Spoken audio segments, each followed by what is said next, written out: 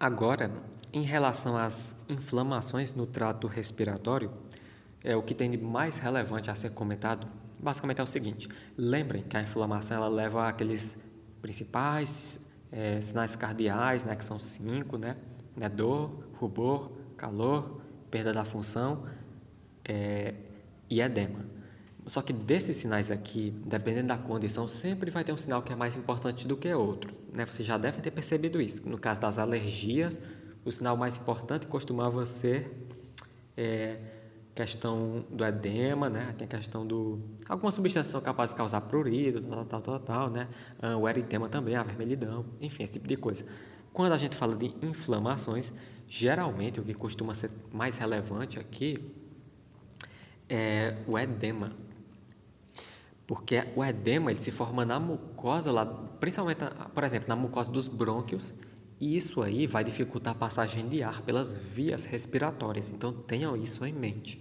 Quando a gente fala de inflamações no trato respiratório, né, a gente está focando em tentar eliminar aquele edema na mucosa bronquial, né? Aí, aqui os grupos, obviamente, né, como são inflamações, a gente vai usar anti-inflamatórios, né? Pode ser esteroidais ou não esteroidais. E aqui vamos discutir em que situações um vai ser mais vantajoso, em que situações vai ser o outro e tal. Então, basicamente é o seguinte: lembrem que os anti-inflamatórios esteroidais, por causa do seu mecanismo de ação, né, lembra da atuação genômica, tal, inibe a produção de várias interleucinas, é capaz de ativar GRE positivo para aumentar a produção de lipocortina, que atua lá na cascata do ácido araquidônico, inibindo a ação da fosfolipase A2. Então percebam que os corticoides tem muita coisa que eles cortam pela raiz, não é? Se vocês já pararam para perceber. Eles cortam essa cascata pela raiz, eles cortam, por exemplo, a degranulação de mastócitos pela raiz, diferente dos anti-H1 que deixa de granular para bloquear só no final lá e tal. E mesmo assim é um bloqueio parcial, é um serviço mal feito, digamos assim. Então, por conta disso, né, por conta do mecanismo de ação, os anti-inflamatórios esteroidais, eles têm uma potência anti-inflamatória absurda, né? Lembra? Aliás, não só anti-inflamatória, mas também, como discutimos aqui, uma boa potência antialérgica.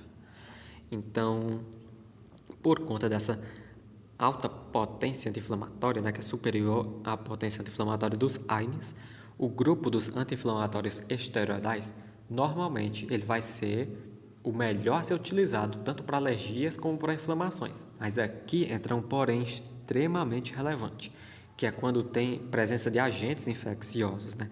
Então, vamos supor, né, um paciente que tem, por exemplo, pneumonia bacteriana, né? Nesse caso, o uso de corticoides ele tem um problema, né? Porque ele pode causar imunossupressão, né? Lembra do mecanismo de ação genômica, né?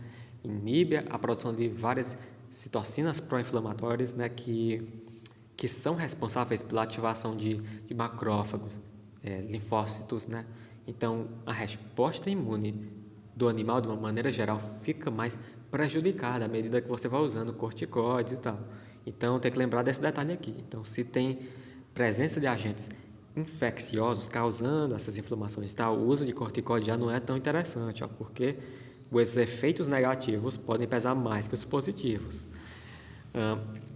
Só que aí, né, nós temos uma outra alternativa de medicamentos para esses casos, né, de inflamações causadas por agentes infecciosos, que são os AINES, né, anti-inflamatórios não esteroidais.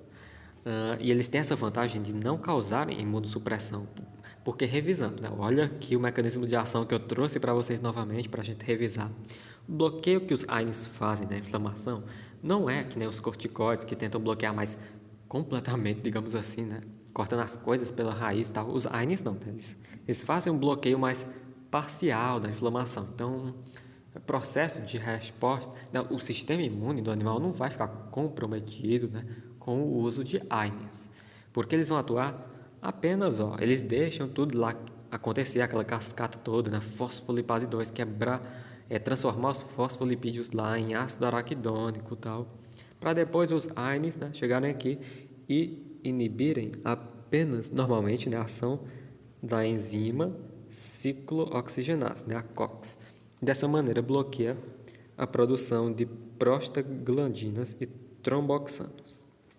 E como vai reduzir a produção principalmente dessas prostaglandinas, vai reduzir o edema da mucosa, por isso o efeito anti-inflamatório dos AINES, né, para ser usados para essas condições. Só que aí, olha qual o detalhe. O ácido araquidônico, vamos supor que, entendam, não são exatamente esses números, mas eu vou supor que são esses números para vocês entenderem de um modo didático como isso aqui funciona. Vamos supor que quando as enzimas degradam ele, ó, vamos supor que a COX degrada 50%, lembrando, só estou supondo aqui, não estou dizendo que é essa quantidade, e que a LOX degrada mais 50% restantes. Mas aí quando você bloqueia a COX com AINES, tem esse detalhe que vai aumentar a oferta de ácido araquidônico para ser degradado pela LOX, então gerando mais leucotrienos que fazem broncoconstrição. Então, dessa maneira, os AINES têm essa desvantagem de agravar a asma.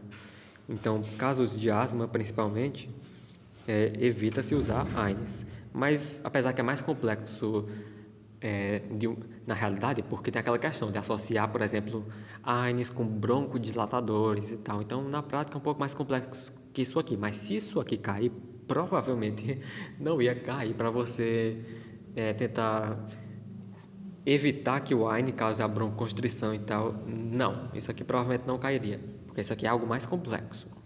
Mas é só para vocês lembrarem que os medicamentos de escolha, em casos até de asma, são os anti-inflamatórios esteroidais. O único probleminha é quando tiver agente infeccioso e tal, né? Considerar usar AINES e tal, né? Enfim, basicamente é isso.